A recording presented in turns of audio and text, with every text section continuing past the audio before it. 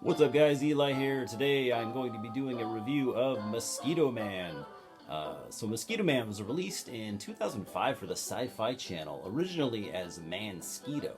I'm not sure which name is more dumb, but hey, maybe it's a hint at the movie itself. So in one of my many bargain bin excavations, I grabbed this one mostly for the cool cover, and even the back of the DVD case shows some gooey, gross-looking stuff that reminded me of The Fly, of course, which this movie is an obvious sort of homage to. And the idea for the movie, although not at all original, was conceived by Ray Canella, who's the Syfy channel manager of program acquisitions. Makes sense, I guess. The director here is Tibar Takacs, sorry, I don't know. Known for the cult classic The Gate, Sabrina the Teenage Witch, some Outer Limits episodes. He's actually pretty prolific. The beginning of the movie is way too much like a story from a Marvel comic. Escaped prisoner Ray Erickson trades a life prison sentence for an agreement to be a test subject at a scientific facility. Once there, he escapes, gets in a shootout with police, only for an explosion to go off, covering him in some sort of science goop.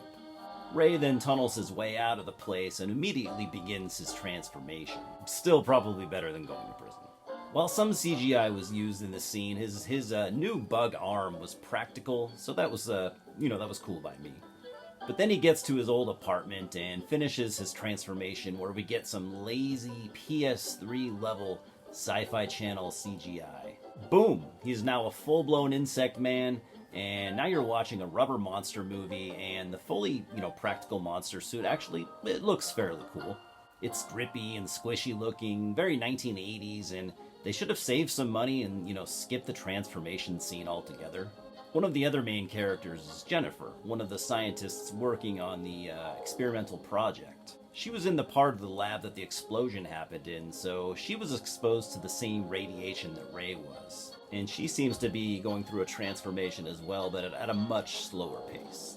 Oh, and the other main character is a cop that she is dating, coincidentally the same cop that sent Ray to jail. Ray, or I guess I could, call him Mosquitoman now, is skulking the streets, killing people for blood. He seems to have some memory or attachment to his old life as a human, because he's also stalking Jennifer and Thomas to settle an old score, I would assume.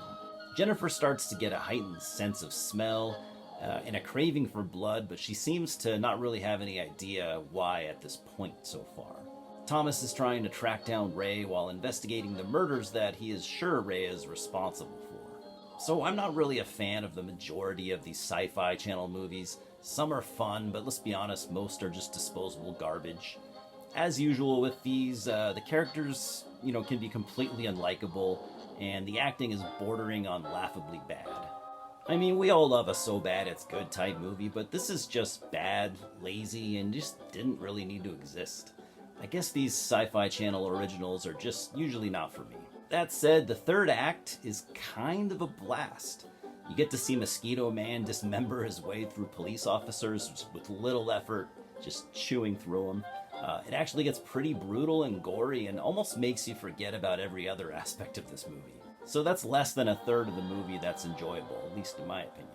I'm going to give Mosquitoman a 4 out of 10 for the 15-minute stretch where it didn't suck. Fans of 1950s insect monster movies and Syfy channel fans might like this, but the rest of you can probably skip it. Anyways, guys, have you seen this movie? Do you plan on watching it? Let me know. We'll talk soon. Cheers.